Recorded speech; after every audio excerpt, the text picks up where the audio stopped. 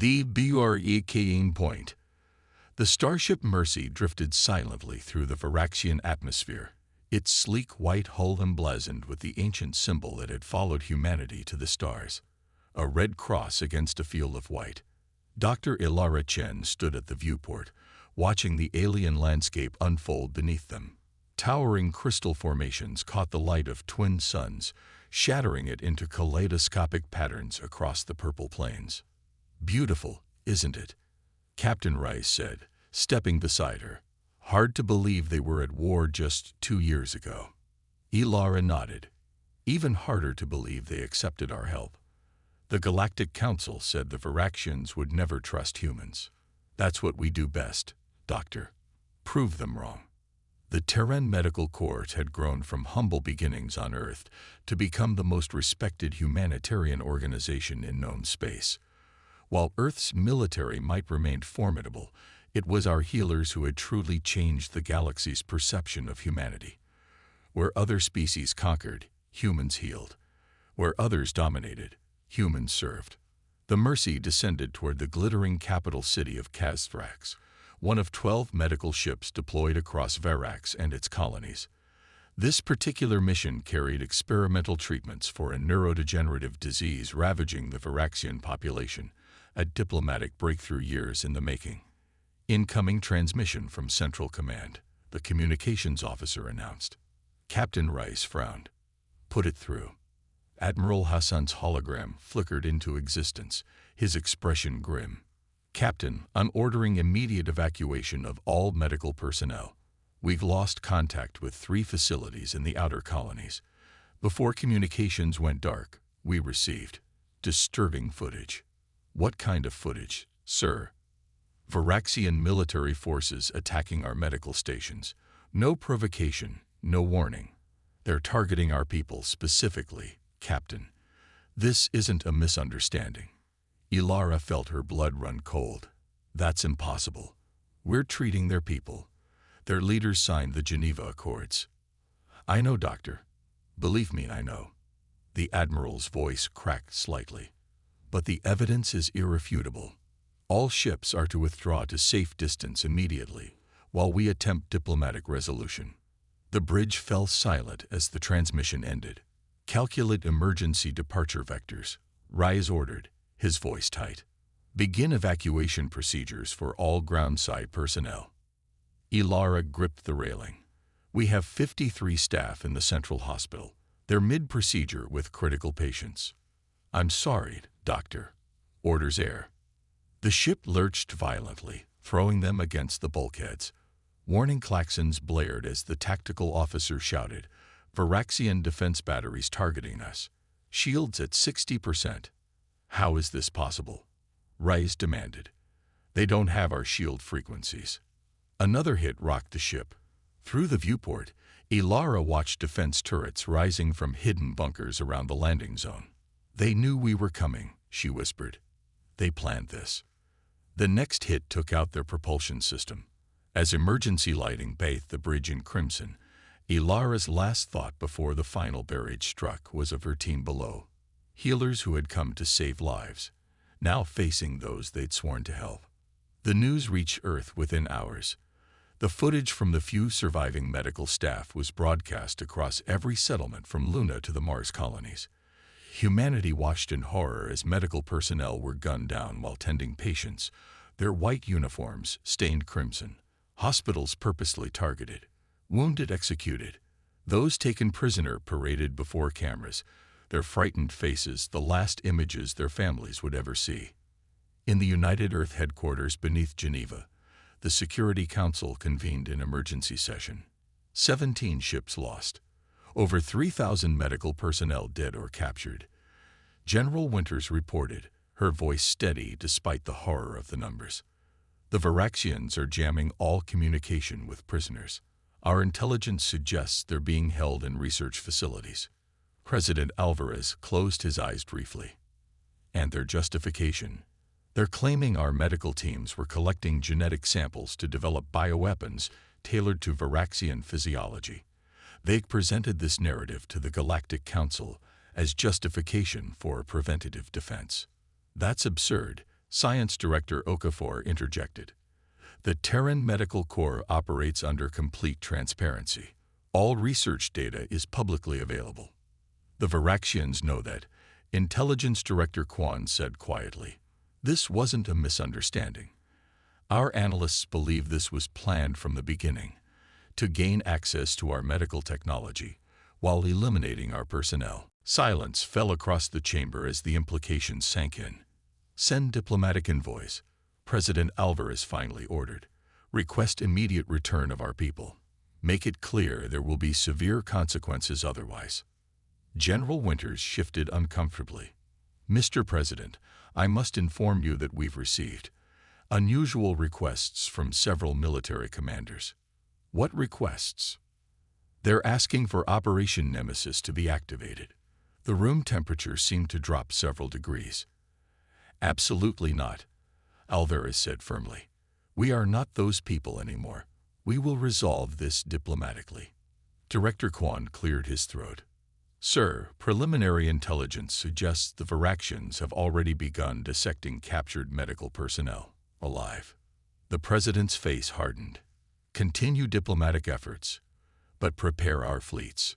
3 days later, the Varaxian response came in the form of public executions. 20 Terran doctors, broadcast live across the galaxy as they were systematically dissected by Varaxian scientists. Their screams eventually silenced as vital organs were removed for study. The Galactic Council, traditionally quick to condemn human aggression, remained conspicuously silent. Intercepted communications revealed several council members had been approached by Varaxian diplomats with offers of human medical technology in exchange for political support. In the depths of the Security Council chamber, President Alvarez stared at the empty space where the transmission had played. They've executed our diplomats as well, Director Quan reported quietly. The Varaxian Emperor claims humans were planning to weaponize medical knowledge against the entire galaxy. Some species are believing them. General Winters stood rigidly at attention. Sir, conventional military response will result in significant casualties on both sides. The Varaxians have prepared for this. They've fortified their medical facilities, knowing we'll hesitate to destroy them while our people might still be inside. What are you suggesting, General? Operation Nemesis, sir. Alvarez shook his head. Those men and women were imprisoned for crimes against humanity, atrocities committed during the Unification Wars. They're monsters. Yes, sir, Winters agreed. But they're our monsters. And right now, we need monsters. Director Quan slid a data pad forward. We've confirmed that Dr. Ilara Chen is among those being held at their central research facility. Latest intelligence suggests she's being kept alive because her neurological research is particularly valuable to them. If anyone has a chance of rescuing her and the others, it's the Nemesis operatives. And if I refuse, then we send in conventional forces. Sir, we'll win eventually, but the cost will be high, and most prisoners will likely be eliminated before we reach them. President Alvarez stared at the data pad for a long moment. Then he pressed his palm against it, authorizing the one order he had sworn never to give. God help us all, he whispered. Deep beneath the surface of Antarctica, in a facility that didn't officially exist, 50 cryogenic pods began their awakening sequence. These weren't ordinary soldiers. They were the darkest chapter of humanity's unification. Commanders, specialists, and operatives, whose methods had been deemed too extreme, even during humanity's bloodiest internal conflicts. Commander Vega, once the most feared Special Forces leader during the Unification Wars, was the first to emerge. Her dark eyes adjusted quickly to the sterile brightness as medical technicians monitored her vitals. How long? She asked, her voice raspy from disuse. 27 years, the chief technician replied, unable to meet her gaze. Vega nodded once. Why wake us? A military officer stepped forward, bearing the insignia of Earth's unified command. Terran medical ships have been attacked unprovoked. Thousands of doctors and nurses killed. Those captured are being publicly executed and dissected. Something cold and terrible flickered in Vega's eyes. The enemy. Varaxians. They've barricaded themselves on their homeworld and colonies. Conventional military response would result in unacceptable casualties on both sides. And you need someone to do the unacceptable, Vega concluded. It wasn't a question. We need the prisoners extracted if possible. Beyond that, the President has authorized complete operational freedom. Vega's lips curved into something that resembled a smile, but held no warmth. Wake the others. We'll need specialized equipment. And information. Everything you have on Varaxian physiology, psychology, and culture. You have it all. And Commander, there's something else you should know. The Varaxians chose their targets deliberately. They went after our medical ships because they feared us, not our military, but our capacity for healing. They feared we would make allies of the entire galaxy through compassion. Vega stood, stretching muscles that hadn't moved in decades. Then we'll show them what they should have feared instead. Within 48 hours, unmarked ships departed Earth carrying the Nemesis operatives. They carried no flags, bore no identification, and traveled alone. These weren't military vessels. They were hunters' craft, designed for stealth and precision. As they vanished into FTL, General Winters stood in the command center, watching the tracking signals disappear one by one. "May God forgive us," she murmured. Beside her, Director Quan watched the screens impassively. God has nothing to do with what's coming. Re-Keoning. The first sign that something had changed came 3 days later, when the Varaxian Minister of Defense failed to arrive for the Emperor's War Council. His personal guards found him in his private chambers, positioned as if asleep in his resting pool, except his eyes had been surgically removed with remarkable precision and placed in his hands. A small human medical insignia had been painted on his forehead with his own biochemical equivalent of blood. No alarms had been triggered. No intruders detected. The entire compound's security footage showed nothing unusual, except for 3 seconds of static on a single camera. That same night, 5 other high-ranking officials connected to the attacks on human medical ships disappeared from heavily guarded compounds across the Varaxian homeworld. 3 were found arranged in positions mimicking those of the executed human doctors. 2 were never found at all. Fear rippled through the Varaxian leadership. Additional guards were posted. Security protocols tightened. It made no difference. The Emperor's chief military advisor was addressing the council when the lights flickered briefly. When they stabilized, he continued speaking, until one of the council members screamed. A red cross had appeared on the advisor's neck, drawn with surgical precision. He reached up, confused, then collapsed as the delayed action neurotoxin took effect. Panic spread across Varax like wildfire. The beings who had enthusiastically supported the attack on human medical personnel now found themselves jumping at shadows. Their own advanced security systems seemed useless against whatever was hunting them. It wasn't war. There were no armies, no fleets, no honor. Just silence, followed by precisely targeted death. In the central research facility beneath Kazrax, Dr. Ilara Chen endured her 4th week of captivity. They hadn't tortured her. They needed her intact, needed her knowledge. Instead, they forced her to watch as they experimented on her colleagues, promising her own fate would be less painful if she cooperated. She had given them nothing. The Varaxian chief scientist, Moxvala, entered her cell, flanked by guards. "Your persistence is admirable, Doctor, but ultimately futile. Today we begin testing the neural interface. Your knowledge will be ours, with or without your cooperation." Ilara looked up, her face gaunt but her eyes clear. "You've made a fundamental error in your calculations." "Oh." The scientist seemed amused. "Please enlighten me." "You thought humans were dangerous because of our technology, our medicine, our ability to make allies. But that's not why the galaxy fears us." Moxala gestured dismissively. "Your military is formidable but conventional. We prepared for it." "Not them," Ilara said quietly. "The ones we keep locked away. The ones we're ashamed of. You should have asked yourselves why a species supposedly so aggressive keeps its most effective killers imprisoned. The scientists' facial membranes fluttered, a sign of irritation. More human mythology. Your reinforcements are blockaded. Your diplomats are dead. The Galactic Council has abandoned you. We didn't call for reinforcements, Ilara said. And God help you all, because I think they've sent the monsters instead. Before Moxvala could respond, the facility's alarms blared. The guards' communication devices erupted with frantic reports. Secure the prisoner, the scientist ordered, rushing from the cell. Through the transparent barrier, Ilara watched the chaos unfold in the corridor. Guards rushed past, weapons ready.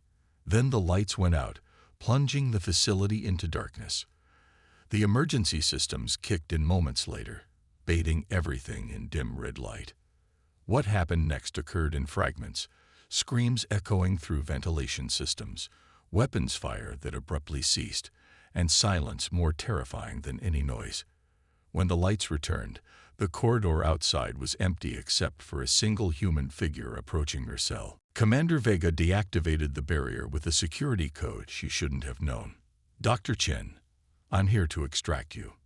Ilara stared at the woman, compact, efficient, with eyes that seemed to belong to something ancient and predatory. Who are you? Someone they should have left frozen. Vega handed her a small medical kit. Can you walk? Yes, but there are others. 23 medical personnel still alive in the lower levels. Vega touched her earpiece. Hayden, Rousseau, sub-level 3. 23 packages. She looked back at Ilara. They'll be extracted. We have 90 seconds before the next security patrol. Move. As they navigated the facility, Ilara noticed the absence of bodies. Where are the guards? We don't leave evidence, Vega replied simply, or witnesses. Your nemesis, Ilara realized, the pieces falling into place. They actually activated Operation Nemesis. Vega's expression didn't change. The extraction ship is 2 kilometers east. The distractions across the planet should keep their attention divided. Distractions. The Varaxian leadership is experiencing personnel issues. Across Varax, carefully orchestrated chaos unfolded. Communication centers failed simultaneously across 3 continents. Power grids collapsed without explanation. Military commanders received contradictory orders that appeared to come from the highest authority. Transport systems rerouted military responses to phantom threats. It wasn't just assassination. It was psychological warfare waged by specialists who understood that terror was more effective than brute force. The Varaxians had expected armies. Instead, they got ghosts who knew their systems, their psychology, their deepest fears. Defensive positions found their water supplies tainted with compounds that induced hallucinations. Command centers received doctored footage showing their own troops firing on civilians. Seeds of paranoia, planted with surgical precision, blossomed into full-blown terror as Varaxian forces increasingly suspected internal sabotage. The Nemesis operatives didn't need to kill them all. They just needed the Varaxians to begin killing each other. On the extraction vessel, safely beyond Varaxian detection, Dr. Chen watched the tactical displays showing the systematic dismantling of the empire that had murdered her colleagues. How did you get through their defenses? She asked Vega. Their technology is generations ahead of ours. Technology is a crutch, the commander replied. We used what they considered primitive. Paper maps, analog watches, projectile weapons, things their advanced scanning systems weren't calibrated to detect. Ilara studied the woman who had led the extraction. You're war criminals. Yes. Why did they send you instead of conventional forces? Vega's expression remained neutral. Because conventional forces would have started a war. We're ending one. The tactical display updated, showing the Varaxian Emperor's palace surrounded by his own military. But they weren't protecting him. They were demanding his surrender. We intercepted communications between the Emperor and certain members of the Galactic Council, Vega explained. The attack on your medical ships wasn't just about fear of human influence. There's evidence the Emperor was being manipulated by another species, one that stands to benefit if humans and Varaxians destroyed each other. Ilara felt a chill. Who? The Arcosians. They'd been supplying the Varaxians with intelligence about our medical course for years, positioning us as an existential threat. When the Emperor hesitated to attack, they provided doctored evidence of human bioweapon research. The Arcosians are our allies, Ilara protested. They've accepted more medical aid from Earth than any other species. Precisely. They've gained our medical technology while positioning the Varaxians to eliminate the providers. Two potential rivals neutralize each other while they retain the benefits. The display showed new information, Varaxian resistance collapsing across multiple fronts as the truth about their manipulation spread through command structures. What happens now? Ilara asked. Phase 2, Vega replied. The Varaxian people learned they've been deceived into committing atrocities against the one species that came to heal them.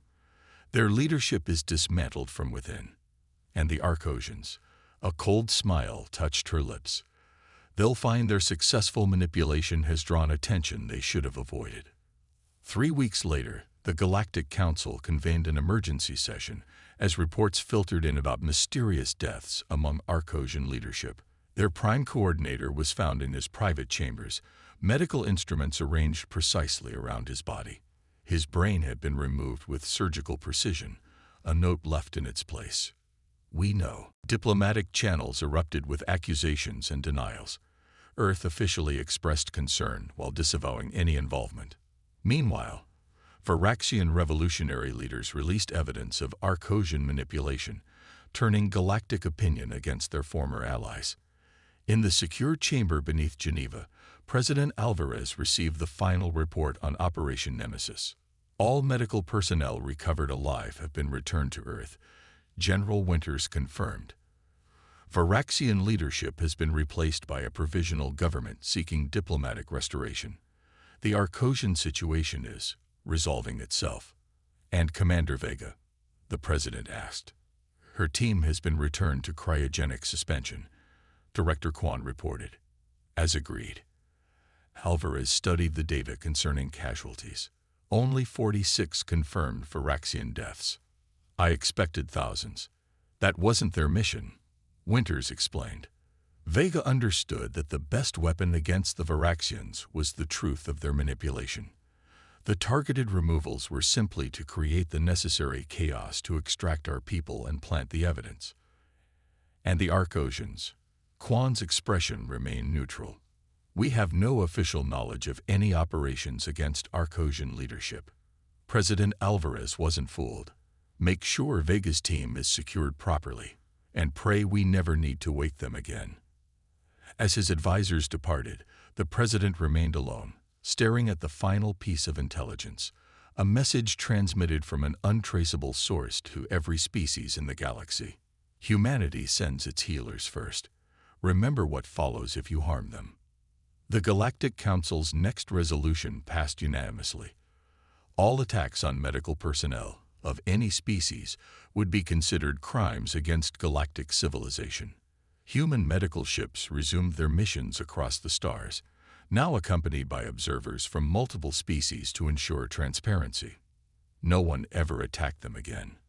Dr. Ilara Chen returned to her research, developing treatments that would eventually save billions across dozens of species. She never spoke publicly about her captivity or rescue. But in her private quarters aboard the rebuilt medical ship Mercy, she kept a small box containing a single item, a patch bearing no insignia, no identification. Just a simple reminder of the price of compassion and the darkness that slept beneath humanity's light. The monsters had returned to their frozen sleep. Humanity continued to heal the galaxy. And the galaxy had learned a crucial lesson about which human trait was truly worthy of fear. Not our capacity for violence, but our willingness to use it selectively when what we value most is threatened. Not our weapons, but our judgment. Not our strength, but our memory.